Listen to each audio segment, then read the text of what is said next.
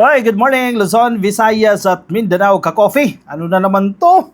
May pinapakalat na naman dito si Harry Roque na arestuhin daw po si PBBM once na matapos po ang kanyang termino sa pagka-presidente, once na magpunta siya dyan sa Amerika. Ayan o, nasa SMNI na naman ka-coffee o. Yan o, pinapakalat na naman nila. Kaya itong SMNI napapaso ito dahil kung ano-ano yung mga pinapakalat na magkukos ng hate o kung ano-ano man yung mga resource person nila dyan, yung mga host nila mismo dyan, halimbawa itong si Harry Roque. O tinan mo yung caption niya ha, nasa DZAR 1026 SMNI Radio. Yan yung palabas nila. Ang caption nila PBBM, pwedeng hulihin sa Amerika pagkatapos ng kanyang termino, sabi po ni Attorney Harry Roque. Ano na naman to Harry Roque? Bago na naman itong pakulo. Ayan, tagal-tagal pa niyan. 6 years ang termino ng presidente. Nakaka 2 years pa lang po si PBBM. Ibig sabihin may 4 na taon pa siya. Masyado ka namang advance mag-isip. Excited na naman. Ano, gusto mo na namang ipa-aresto? Itong si Pangulong Bongbong Marcos talaga naman wala na ba ibang issue? At mamaya balikan natin kung papaano bumalentong itong si Harry Roque sa kanya mga statement noon na ipinagtatanggol niya si PBBM during the campaign 2021 at 2022. Todo tanggol ito kay PBBM. Ang problema, hindi nabigyan ng posisyon ni PBBM. Kaya ngayon, todo banat ito kay PBBM.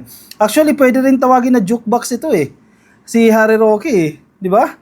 Kasi tinan mo, noong 2021 may papakinabangan siya hoping siya na magiging senador siya dahil inendorso siya ng mga loyalista 2022, 2021, 2022 yan. Hindi nabigyan ng posisyon hindi nagkaroon ng chance makapasok sa Magic 12. So kaya ngayon, dahil wala na siyang mapapakinabangan sa mga Marcos, all out, no holds barred na sa mga pinagsasasabi niya. Sige, pakinggan natin ka-coffee itong pinagsasasabi na naman ni Harry Roque ha.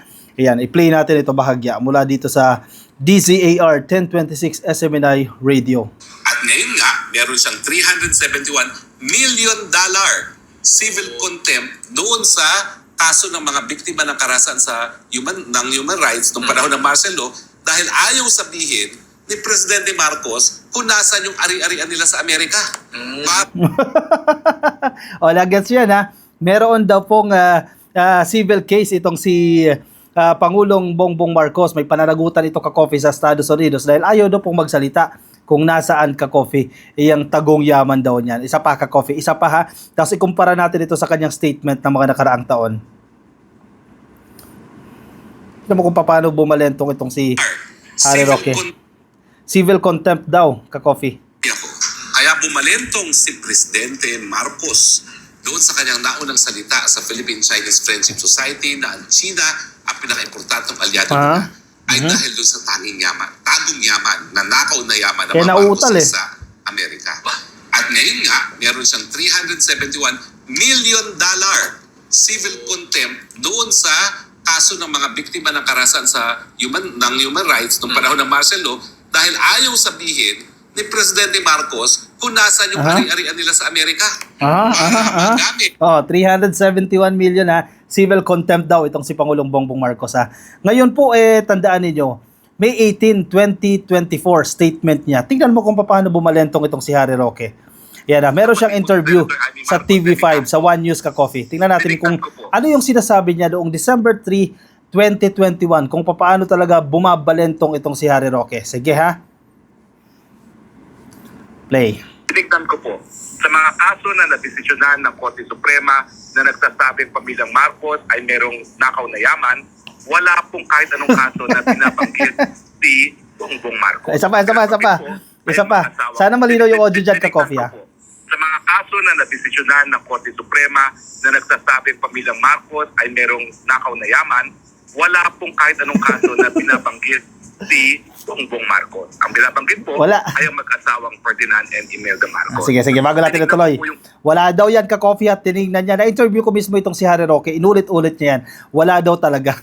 Wala siya makita. Nag-research siya. Wala siyang makita ang kaso ni PBBM. Tanging yung nanay nito at yung asawa nito, si yumaong dating Presidente Ferdinand Marcos Sr. Wala pero 2021 ito. Wala siya noong 2021. Ngayong 2024, meron $371 million daw po itong civil contempt. Kaya arrestuhin daw si PBBM after ng kanyang termino, di ba, ng immunity. Kaso sa Amerika, yung kaso ng mga claimants against the Marcoses, no, sa paglabag sa karapatang pantao kung saan nagkaroon ng Danius Pervisio, no, na award laban sa estate ni Marcos. Yan po ay laban nga po sa estate ni Ferdinand Marcos. Hindi po kasali si Bongbong Marcos. Ang totoo po Narinig nyo?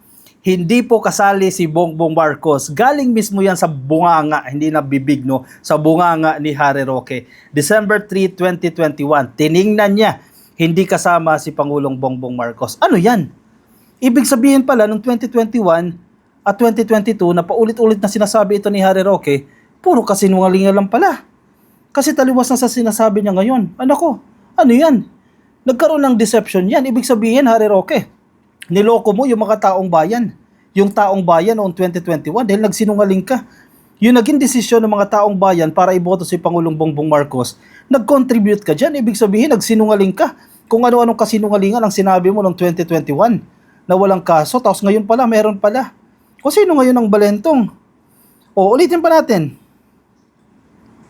sa paglabag sa karapatang pantao kung saan nagkaroon ng Danius Pervisio, no, na award laban sa estate ni Marcos.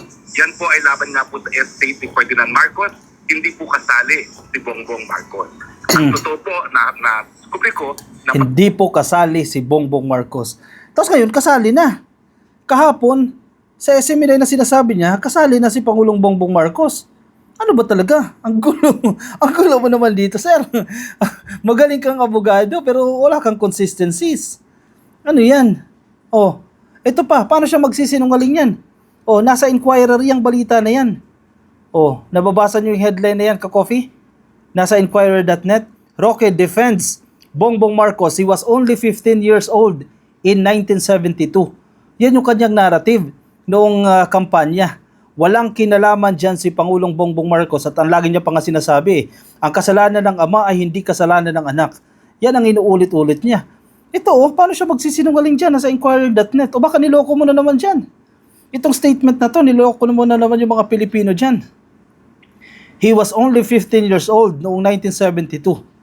Senatorial aspirant, ang petsa nito ka-coffee ay 2 years ago ito. So 2021 or late 2021 or 2022, early 2022. Senatorial aspirant Harry Roque said Thursday he is not aware of any human rights charges filed against former Senator Ferdinand Bongbong Marcos Jr. Oh, siya mismo nagsabi yan ha. Ito written ito as compared kanina na audio na narinig natin. Adding that the latter was only 15 years old in 1972 when his father, the late dictator Ferdinand Marcos Sr., declared martial law. Oh, galing sa bibig ni Harry Roque yan. 15 anyos pa lang si Pangulong Bongbong Marcos noong 1972. So kasi ang that time kasi ang critic kay Pangulong Bongbong Marcos may kinalaman siya dyan sa pagde-declare ng martial law, may kinalaman siya dyan sa mga human rights cases. So ipinagtanggol ni Harry Roque that time kasi may napapala pa siya kay PBBM Ipinagtanggol niya pa. Na wala daw kinalaman si PBBM. Ano na naman yan? Nagsinungaling ka na naman dyan. Niloko mo na naman kasi may tawag dyan. May nahuhuta ka pa, may nakukuha ka pa sa pamilya Marcos. Ngayon wala ka na nakukuha dahil maging yung asawa mo natanggal na sa pag-ibig fund. O ano ngayon? Kaya gala na, sige, nabira na ng bira. Naku, pangit yung ganyang ugali. Kapag wala ka nang makukuha, parang sinimot mo lang, ganun lang yon. Di mo masisimot si PBBM. Dahil wala ka na mapapakinabangan, bibirahin mo na. Huwag ganun. Naku, maraming katulad si Harry Roque, dating official pa ng gobyerno, yung mga inappoint ni PBBM before, na natanggal, ganyan na rin ang mga ugali. Roque, a human rights lawyer, parang hindi deserve ni Harry Roque ito yung tawaging human rights lawyer Kahapon, nakikinig tayo kay Attorney Enzo, ano ang apelyido ni Attorney Enzo? Nakikinig tayo dyan sa Liwasang Bonifacio Sabi ni Attorney Enzo, no? I forgot that surname. Recto as Attorney Enzo.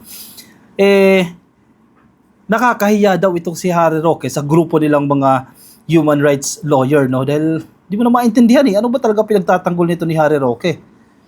Roque, a human rights lawyer who previously backed efforts for the indemnification of victims of the martial law during Marcos Sr.'s regime, made the remark as he joined the slate of Marcos Jr., who is vying for the presidency in next year's election. O tingnan mo kung paano ito nagbalentong.